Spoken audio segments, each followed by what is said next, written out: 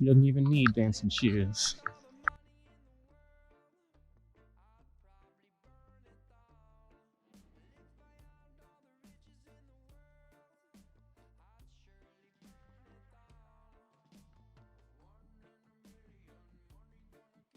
Enjoy the beautiful day. Looks like a lot of people are also doing the same.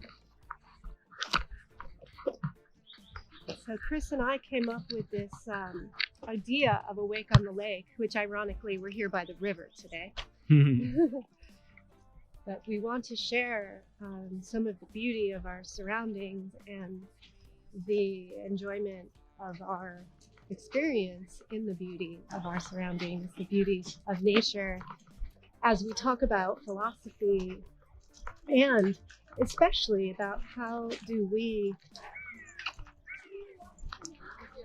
cultivate health and spiritual wealth within ourselves. How do we cultivate our gifts of our body, of our being alive here?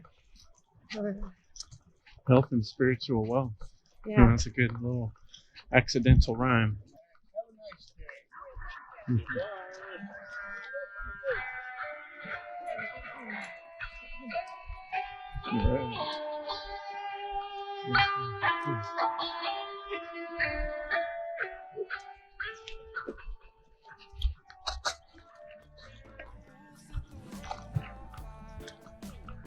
Culture in our community, so it's kind of cool.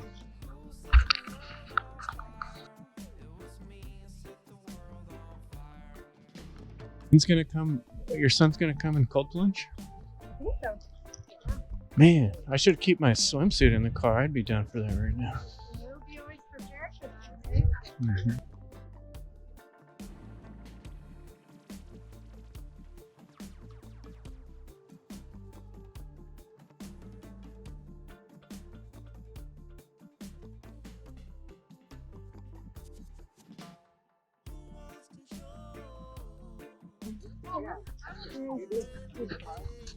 Shadow. The shadow of man's mark on the land. Wow, we got sun today. So Yeah, we fell behind, so we're 1:30 in our little silly clocks, and then the actual would be 2:30. oh, if it didn't do, If yeah, it didn't do that thing. fall back. Fall back. Yeah.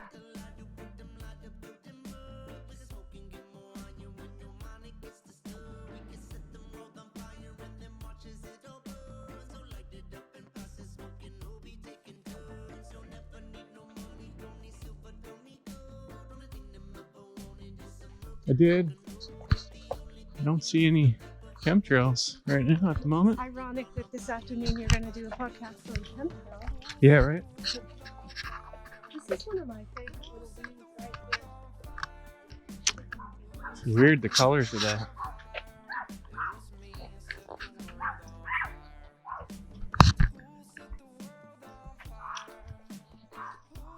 So I was chatting with Derek this morning about our interview we're going to do tomorrow for Dissolving the Divide. And I was like realizing the notes I sent you guys had all this stuff in the notes, and it was like enough for 8 episodes. But I managed to kind of come up with an idea to consolidate and focus my thought. Like, really, the more I think about it, the main dialectic, the main actual, I was describing it to Derek as the actual artillery or bullets of the war we're fighting has to do with money. And what I've been calling recently money-based decision making.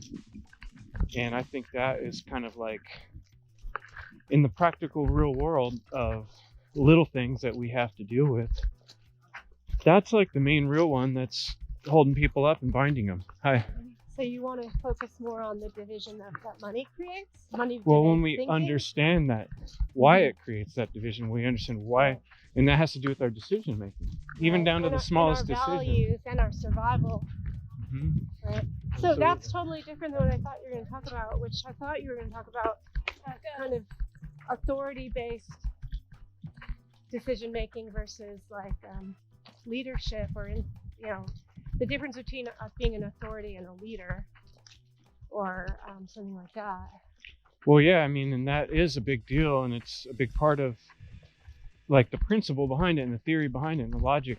But when I really thought about it on a practical level of what needs to be discussed, Right. you know, and what we actually change, our relationship to the authority, so-called.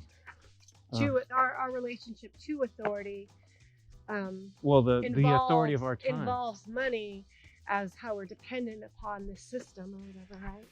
Right, like if we'd been alive in the 1400s, maybe it would have been swordsmanship. And by being the best swordsman, Right. I would have more leverage or power in the political situation. But in this time we're in, the bullets is money. Money, right? And it's the fact, it's not just that it's money, it's that they own the money. The sigils, the magic on the bills themselves and the word bills and how it's used and how it's generated and how it's used to enslave us. That's the tool of enslavement. That's the bars, that's the chains. You know what I mean? It's not the whole reason we're in slavery, but it's the actual real obstacle we're facing. We're going into the private conversation area here for natural law students only, freedom students, freedom truth speakers only.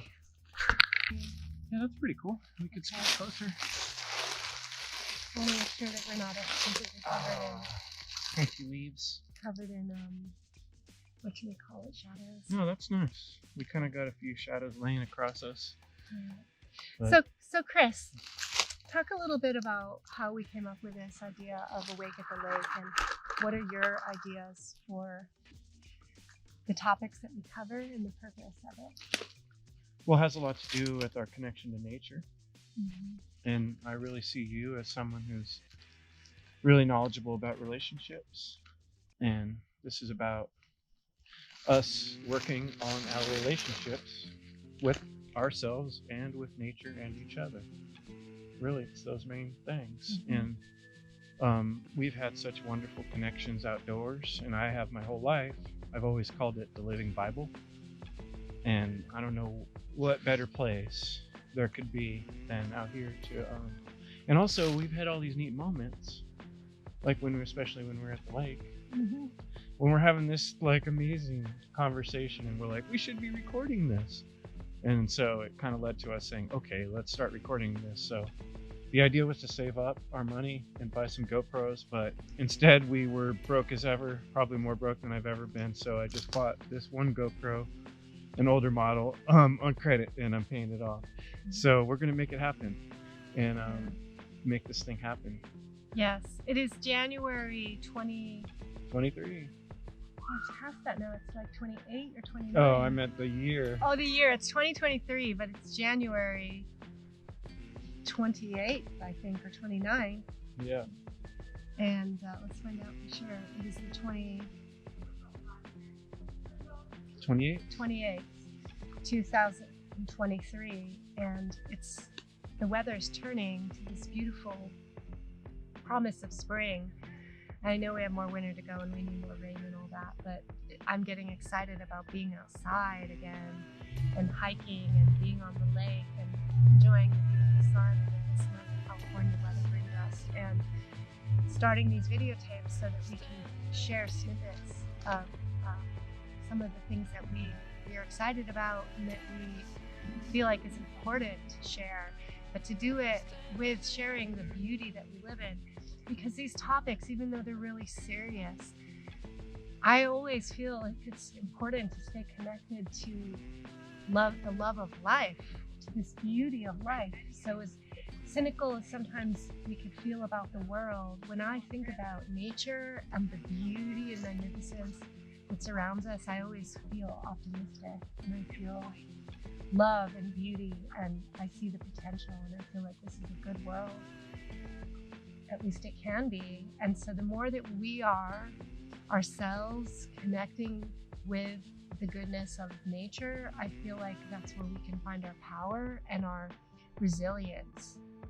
And so a lot of, I think, what we'll share is about how to become resilient in this world.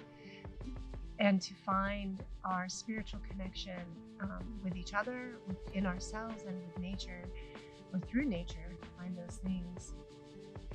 And it's partly making good use of our time, because there's always this dilemma that we face of, okay, a lot of our work is online, and these days more and more of not just ours, but everybody who might be watching this, the way you make your money, or the way you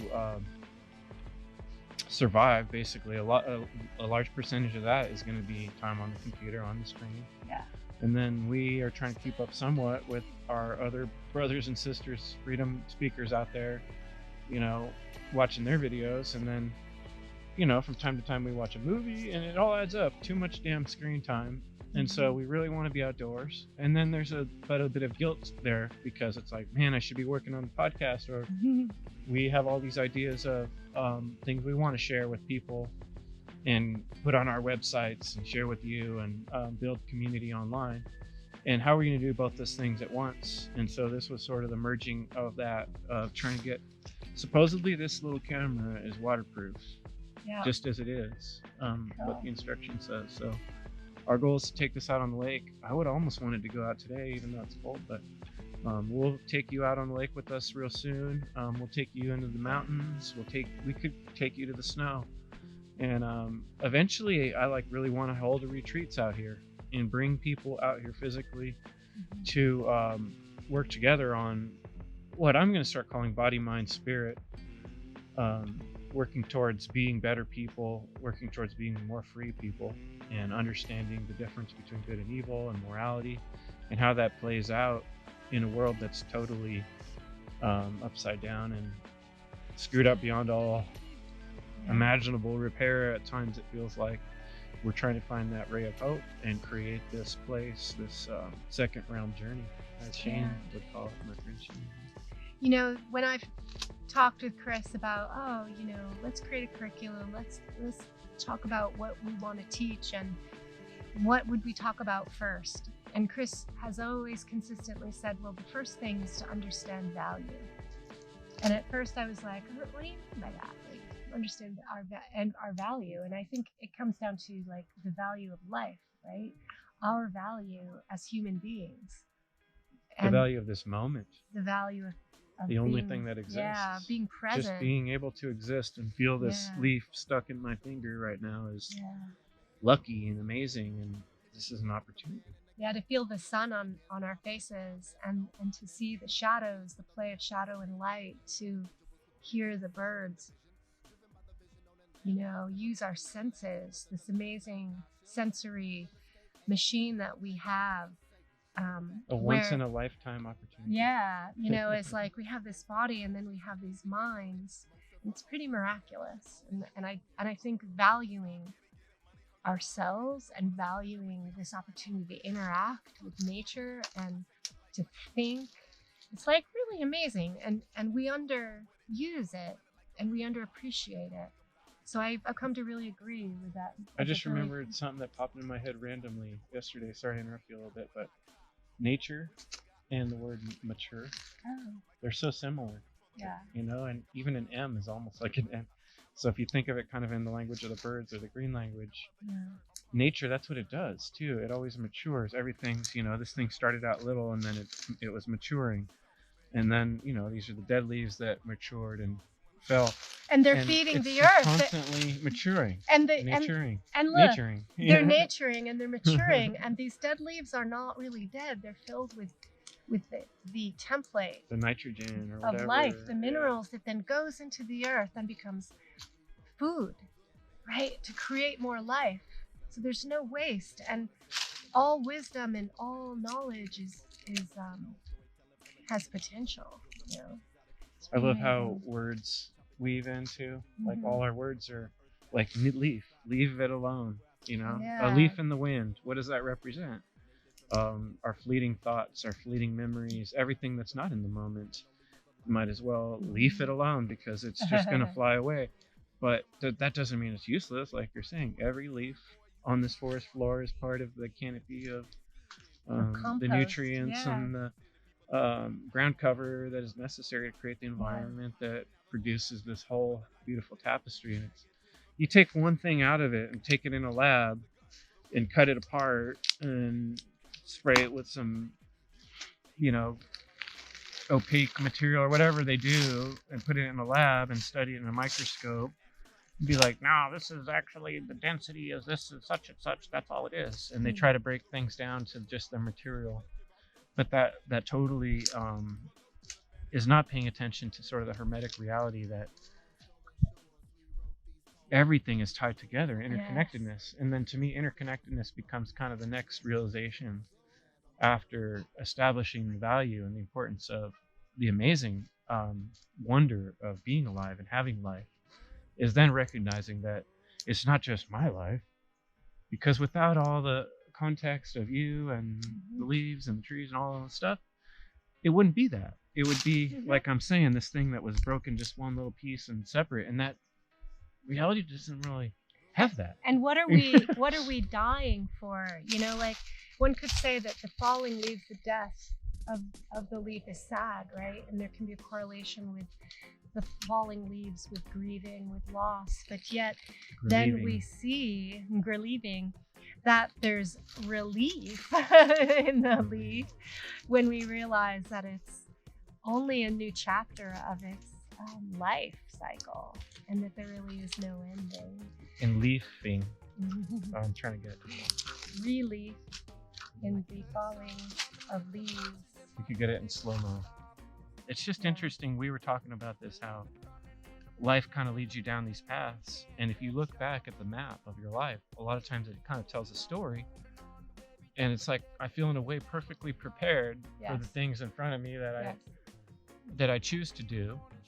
And it's like we do choose the path purposefully, but in another way we've already created it by our actions over years, or partly by the things that have just happened to us. Yeah, and whatever our soul journey is, and what guides that experience of the lessons that we're here to learn and the people that we learn them with, it's really fascinating. I mean, I've always been a wanderer. I've wondered and wandered around to find answers to these questions, and I feel like, you know, part of this is valuing ourselves, valuing all the experiences of our lives, the difficult and the easy ones. Like everything's added up to create like all the unique nutrient, mineral composition and energetic life force of each of these leaves. You know, like we are like this, and we'll die someday, but our wisdom, our experience, our knowledge, our love will be, you know, composted. And I think these videos and the content that we create is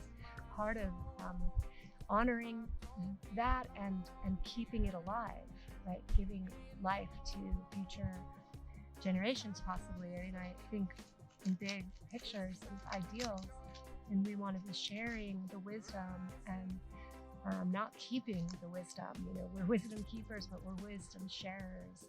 And maybe that sounds like egotistical, but I want to say that we all are, and we all have a voice. And I think that all of us, it's amazing growth to be a creator and to express and share in whatever form it is, whether it's verbal talking or art or music or a craft or a skill that we share into the world. But we're here not to just live in isolation, but to share. I think that too, you mentioned, you know, ego. I think the way that our society and people commonly think about ego can be self-destructive and self-limiting. I've found personally a lot of personal development in just letting go of that whole concern completely. Sometimes I do brag a little bit. I can be a little braggy, but I know myself to be very humble, and I'm proud of the fact that I'm humble. You know what I mean? And I don't mind saying it because I know I can back it up. And I'm kind of done apologizing for being egotistical in a way, you know? I mean, not to say that if someone called me out on it, I would be like, oh, maybe they're right. It's that Leo rising, Leo moon in him, and I'm a Leo moon. You know, it's different than calling yourself out. Yeah, know, it's not wrong. if It's someone not tells me, wrong oh, to- now you're being egotistical, stand maybe I'll tall. reconsider it. But in the meantime, yeah, like I'm not feeling bad about saying things that are awesome about me, you know, and we shouldn't look at ourselves in that light. And I think that's partly a indoctrination of our slave culture. We have to you know. push through like those little voices in our head where we imagine somebody saying like, well, who are you to share this information? You know, how Or, did you yeah. become so Why is such an what expert? you have to say so important? Yeah, like, You know. and we all have that like self-doubt, you know, as we step out to create something. I literally had someone who's known me since I was 14, like when I made a comment, this is like Facebook, it was like a philosophical and, you know, a little bit of a, you know, wisdom statement of some sort. You know, he's like, when did you become such an expert? Mm-hmm. You know, or a guru. When did you become a guru? I'm like, I'm not seeing him as a guru. He's silly. But I have changed and grown since I was 14. There's no better way to learn a thing than to teach a thing. Exactly. It's something I've discovered over and over. And so the sooner you start teaching a thing, the sooner you start learning. What's the worst case scenario? You put your foot in your mouth and you say something wrong. something, It's and not you true. realize it was wrong, or someone calls you out on it, then you correct yourself. Exactly. And you choose humility. You say, oh, I was wrong, but now I really know, you know, and especially if it happens in an embarrassing way, I really learn from those, you know, little blunders, and I'm starting to learn to see them as opportunities before I even allow my mind to call them blunders. So we'll just, you know, say right from the front that not everything we say is going to be spot on and correct, but we're going to do our best. Yeah. And, you know, I really encourage folks that listen to this to reach out and communicate with us through email, or I think what we'll do is eventually get this put on a website situation, but we're going to just kind of get it started and get going, and maybe we'll do organize as a we group, go. Facebook group or something, chat. Yeah, or Telegram I'm starting to use for the other one. We'll see. There's so many different social media channels. We still kind of have to iron out some of the details on our Awake at the Lake, but we're going to be back many times and share with you all kinds of wonderful things out here in nature. And I'm trying to make a stick display here. Yeah, there you go. Cool. All right, we're going to keep walking. All right. Away. Emerge into the light. Want to go down to the water? What's that? Want to go down to the water? I at least want to put my feet in there.